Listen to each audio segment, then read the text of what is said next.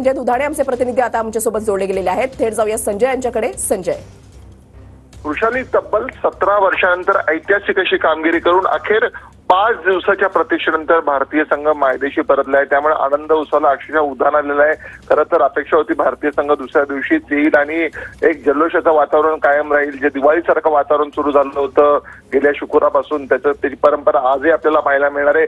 आज भारताच्या राजधानीत भारतीय संघ उतरतात.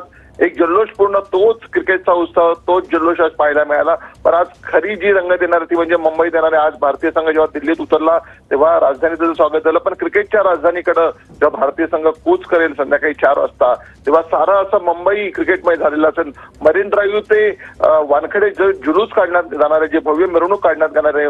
मला आठवते की 2013 ते 2007 मध्ये जेव्हा भारतीय संघाने पहिल्यांदा T20 वर्ल्ड कप जिंकला, असाच एक मोठा जल्लोष भारतीय संघाचा साजरा केला होता. त्यानंतर 2011 मध्ये वानखेडेवर धोनीने वर्ल्ड कप जिंकला आणि आता तीच वेळ तो क्षण पुन्हा डोळ्यात साचवण्यासारखा क्रिकेट पंढरीत येणार आहे. पण आता भारतीय संघ आता दिल्लीत उतरलेला आहे.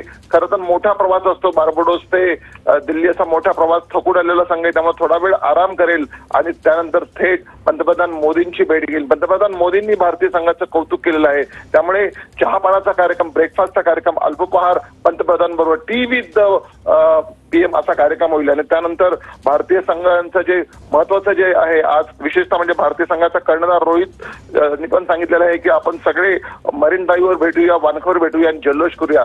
तर वृषाली त्या क्षणाची सगळ्यांना वेळ आहे की भारतीय संघाचं जी भव्य अशी मिरवणूक निघणार आहे वृषाली, त्याकडे सगळ्या देशाचं लक्ष राहणार आहे.